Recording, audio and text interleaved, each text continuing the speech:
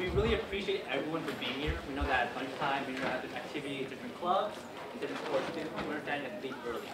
So our main goal for this meeting is to really inform you guys about what's happening. We want you guys to know the facts so that you can make your own personal opinions. Also, we don't want you to be influenced by any false rumors. That's why we're having this. Close the doors.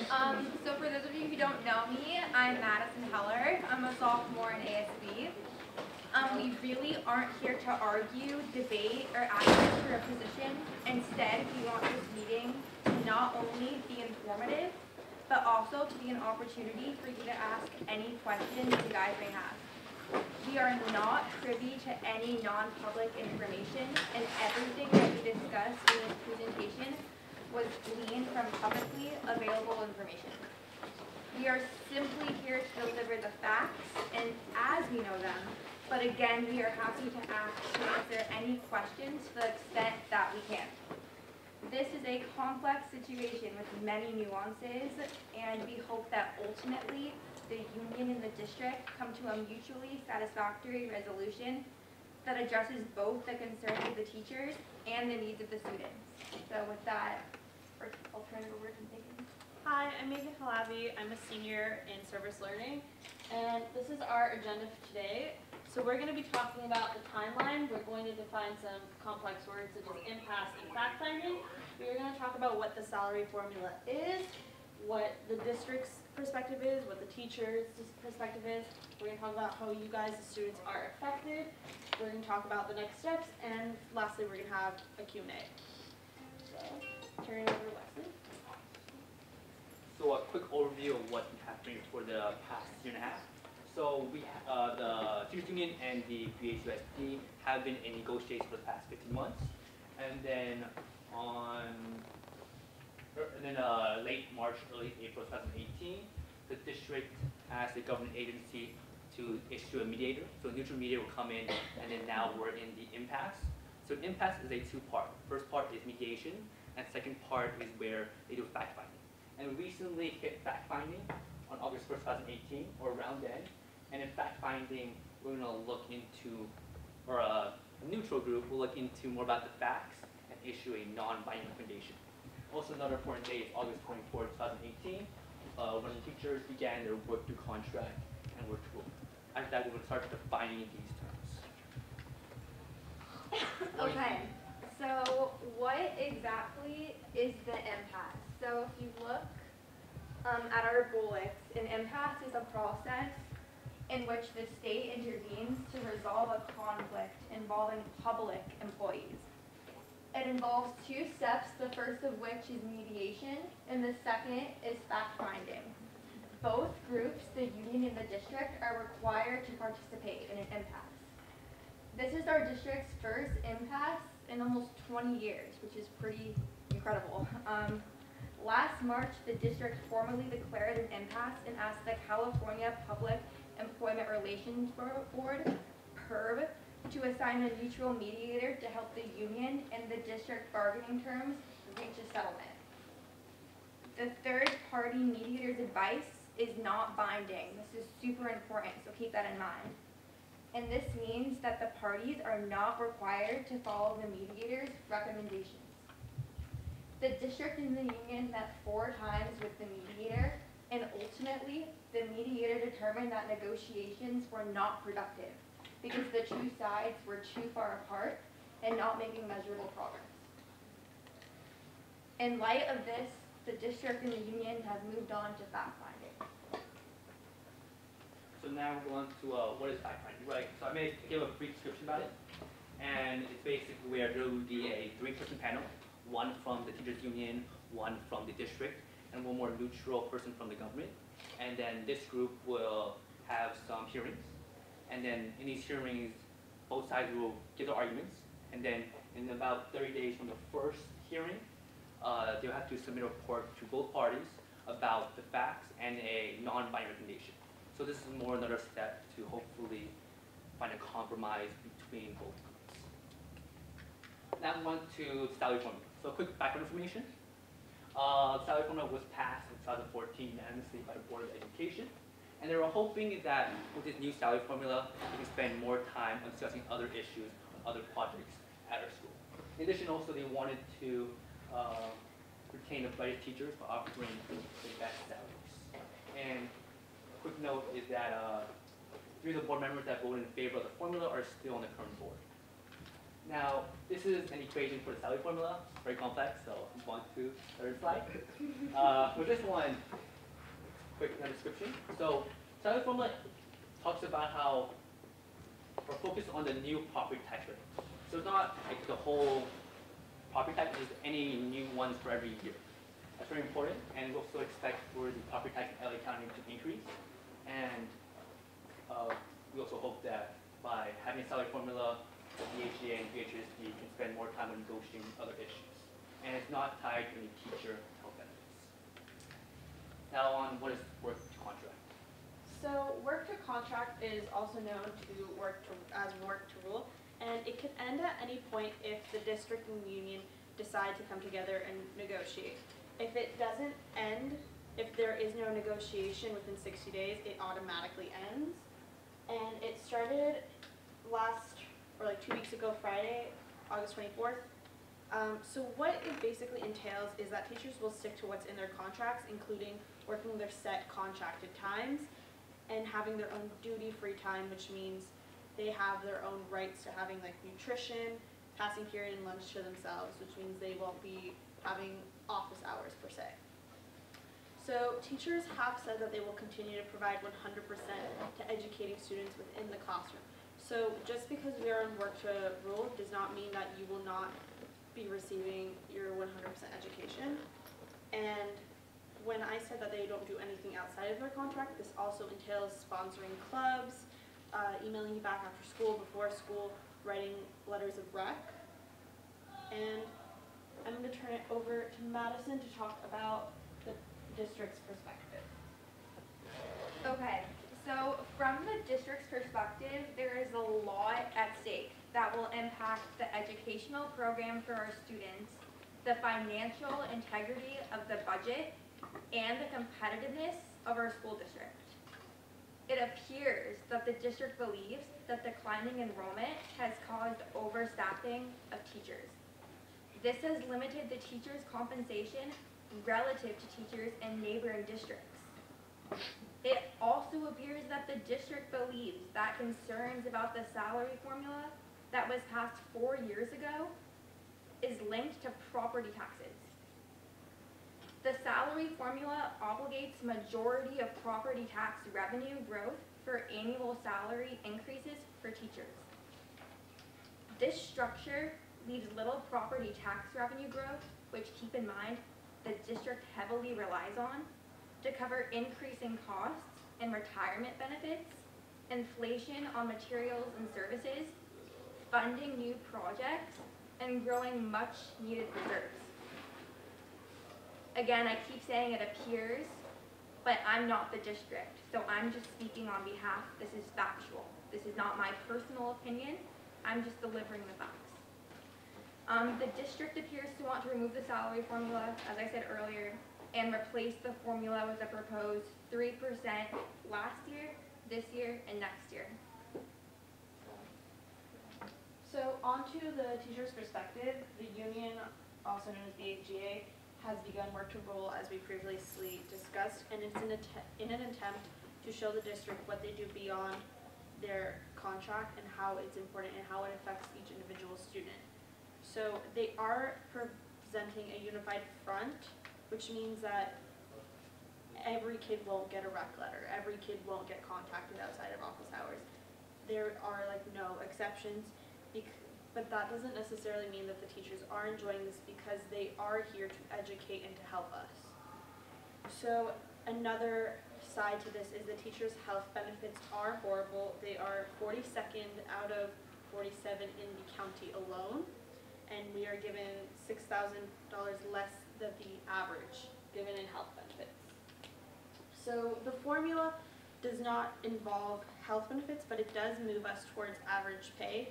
And according to BHEA, the formula is sustainable as seen by the past 30 years of Beverly Hills' history.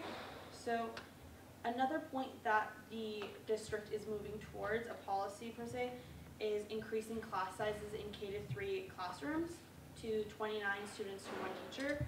So the teachers believe that this will be increasingly difficult for them to properly educate students and for students to absorb information well. As we all may or may not know, there have been scientific studies that do show that smaller classrooms retain information better and perform well better. So this move towards 29 to 1 is harmful in the eyes of the teachers. And lastly, to summarize, the teachers do want to keep the formula. So some other important information is the teachers cannot legally discuss negotiations with students during school hours. So if you've tried to speak to a teacher about what's going on, can you get a rec letter, why can't you? They can't talk to you about it during school hours. The last strike at BHHS was in 1989, about 20 years ago, and neither the teachers nor the district wants a strike, which we're not at a strike right now, but neither of them want a strike, but teachers are willing to strike as a last resort, and the district is preparing for it just in case. I also want to talk about how we, the students, are affected. So under work to contract, teachers will not be having office hours before school, during lunch, nutrition, and after school, because they only work their contracted hours. So they also will not be sponsoring clubs or writing college recommendation letters. However, they will plan to give 100% educating, and you may speak to a teacher about getting extra help during class hours. So Madison's going to talk about the next steps that you guys can take. Okay, so personally, I have attended board meetings and I found them to be informative, as well as a platform to express your own views and really learn about others. In terms of next steps, attend the board meetings and voice your own opinion. The next meeting I think is in 2-ish weeks, so please, please write something up. I'm sure you're very passionate. It takes how long? Just write something short, come up. They want to hear from the student body. Stay informed by reading updates from the union and the district websites, as well as the Beverly Hills Courier and other local newspapers. If you guys have any follow-up questions, please feel free to contact us personally. Our emails are right there. Again, I'm just reiterating my point one more time. We truly hope, at least the 3 of us, that the district and the union can come to a mutually satisfactory solution. We've set aside some time to field any questions. Please use this opportunity to not only educate yourself, but also ask. We have answers. And also, Mr. Stewart is here to kind of come during lunchtime so that he can help us out and answer any questions that you guys have. So feel free to ask him too. So before we start, I do want to say, on regards to college recommendation letters, I know that many of us are seniors and this is a significant part of our applications. So our guidance counselors, Ms. McDonald, House A, House B, all of our wonderful counselors, will be sending emails to colleges about the situation and just letting them know that teachers are not writing recommendation letters at all. So this should not affect your chances of getting into a college. And I just wanted to put that out there before I start. Sasha? Thank you. I have a question about composition of the 2 groups. I get that the teachers are on one side. Are the administration also part of the union? No. So the administration are affected by the salary increase, if I'm correct, right? But you guys aren't part of the union? Yeah, so we are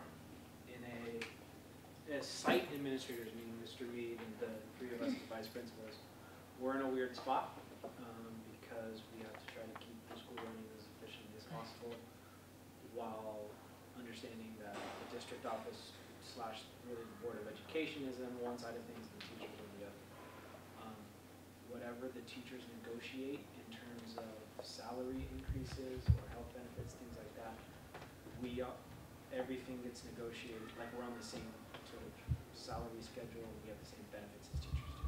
So whatever happens will affect ours as well, but we are not part of the union. We're not allowed to engage in the activities. We have to sort of stay neutral. Thank you. And as a follow-up to that, are CTE teachers part of the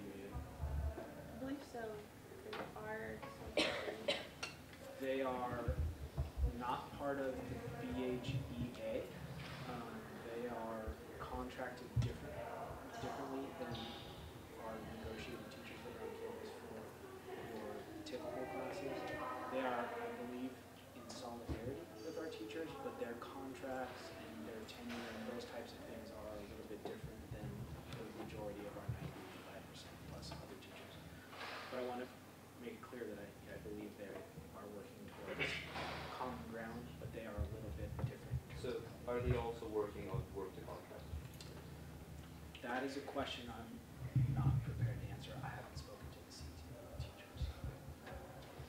Yeah. Sam. Hi, so first off, what are you, will this PowerPoint be public online? Will we be able to access this? You could if you'd like to, yeah. And also, where can I find your sources? Oh, so we actually a source page. Awesome, does that And- cover where you found the salary equation? Yeah, Yeah, all yeah. of this is public. Nothing is, Mhm.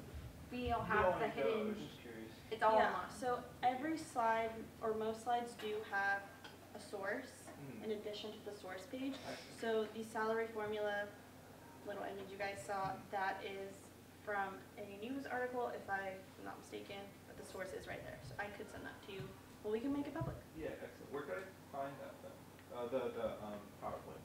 We'll put it up, You can send it throughout the school. yeah, we can do that. Thank you. If you have like specific questions though, there's a million articles online. It's Yeah. everywhere. Thank you. And also watch the board meetings. They're informative.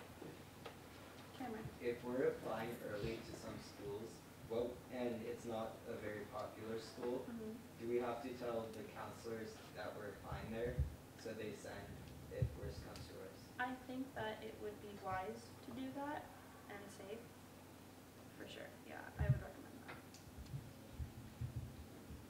Along with going with the early applying early, what if some students are applying early and they didn't get the rec letter, but the union and the district it gets resolved? Will the students that are applying like regular decision get the letter, or they won't do it if half the students didn't get it? I think that is very situational because writing letters does take time, as we know.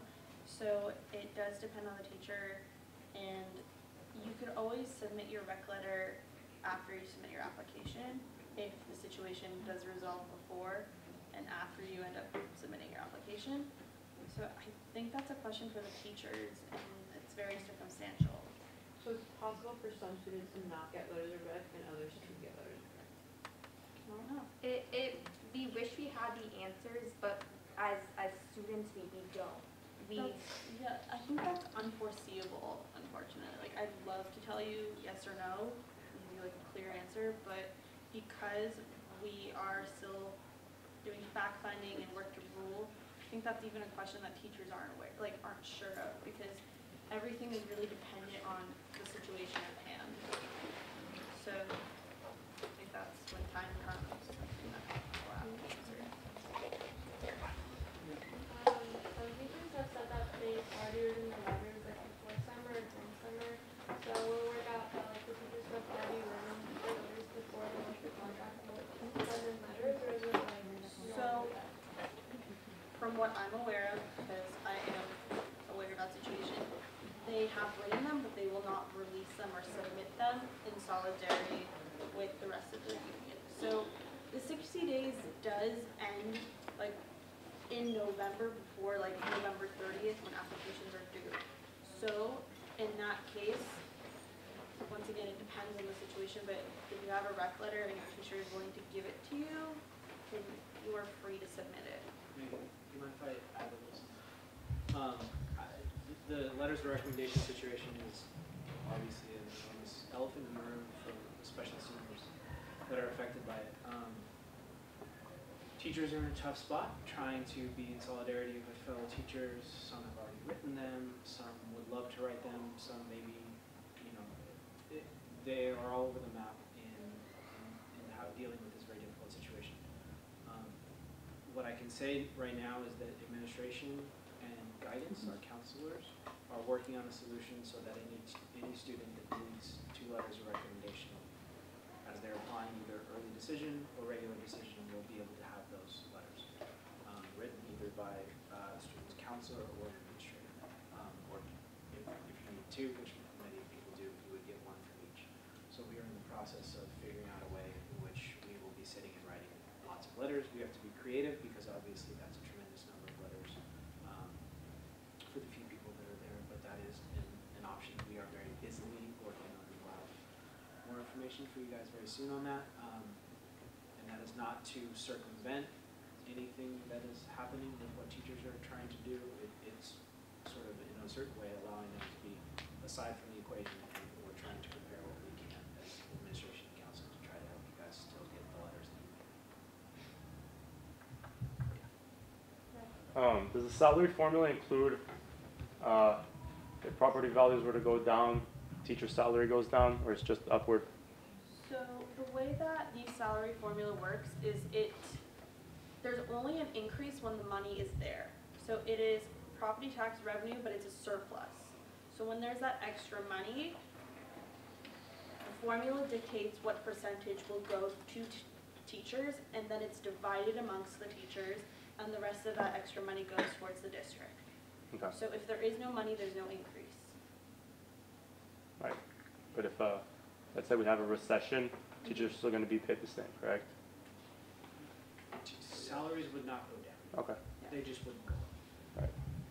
Right. Kind of touching on like the whole letters of rep thing, the teachers are kind of in a tough spot because sure, in their heart of hearts, they may really want to write you that letter. You have some special relationship and they generally want to see you succeed. But from a teacher's perspective, there's a lot that goes into it, and I hope that each and every one of you respects that. It's hard as a kid because sure you want that letter, but just think about their point of view and put yourself in their shoes. Sam? So you guys stated fact finding would end in 60 days if it lasts the whole period, correct? No. So, That is what the rule. yeah. And then when does fact finding end? Is that the 26th of September? So I looked at type in Google, I looked up the impasse laws in California. I found two other credible sources. So what they say is that when the fact-finding panel convenes, maybe 30 days for the fact-finding panel to submit a report to board parties. And then once both parties get the report, they have to have a mandatory meeting between both. After 10 additional days, the report becomes public. So I think that the fact-finding panel has not convened yet. I don't think it has been made up yet. That's why it hasn't really started yet. We're still in that fact-finding stage. BHHS is hoping teachers can do that until September 26th. Have you heard anything about that? Well, what we heard is public information, so things that we could find online. We didn't individually go to teachers because there could be bias here. So if that's what you heard. We did see on We don't have like the inside scoop. Well, this is coming from Highlights info, which is Oh, from also Highlights. public knowledge. Okay. We did see on a BHUSD document saying late September or We saw like, late September, yes. we just wanted to we did not want to put information out there that wasn't confirmed by BHEA because we wanted both sources to confirm things besides perspective. Look at our sources page right up here. Thank you. We See, respect that you there's put that up the there. info is pulled from both websites, so it's not. But yeah, thank you so much, Sam. I respect No, that absolutely. fact that you put that up there. Thank you. This is more of a question for Mr. Speaker. So if the admin and counselors are writing letters of rec, how could we tell them about ourselves if they don't know? So that's part of what I was saying, we're gonna have more information for you soon. We're going to try to set up a process by which anybody that needs one can request one. We can get information from students, both on paper as well as in person, and try to make it as personal as possible. Match people to students that perhaps they've had, like students that maybe I taught last year before I maybe even do administration, or administrators obviously are counselors, their own students, that type of thing. And try to make it feel as authentic as possible under the circumstances and not just sort of like a letter writing factory, if you will. We're doing what we can to try to make sure that when we get to that point, that it will be as authentic as possible. When do you think? When do you think the right process will begin? Yeah, like, do you know, or? It would be, we would be looking at the end of this month, maybe into the beginning of October for the administrative piece. In terms of students being able to request counselors, I'm not going to speak on their behalf, but I believe that's probably ongoing, starting as soon as needed and as soon as the counselors are available. Sean, as board member, is there anything you'd like to add? There is actually one thing. So those of you that stayed this whole time, it shows me that you are the ones that really are interested in what's happening. And so I'm telling you right now, the best thing you could do is come to the board meetings and speak. Like, there's really no better thing you could do than, because they're the ones that would listen most of all to what the parents and the students think. So if they see a bunch of kids and a bunch of parents coming out to say something that they believe in, that's going to be the most likely, that will most likely like expedite this process for coming to a resolution with a solid formula and the teaching negotiations. So if there's one thing I could say, one thing I could ask from you is please voice your opinions and please come to the board meetings. Please talk to the district staff and just make your voices heard. That's all I want to say. And also, if you speak at the meeting, they let you speak first so you can do your homework, which is a plus as well. So. Any questions? All right. Thank you guys so much for coming out.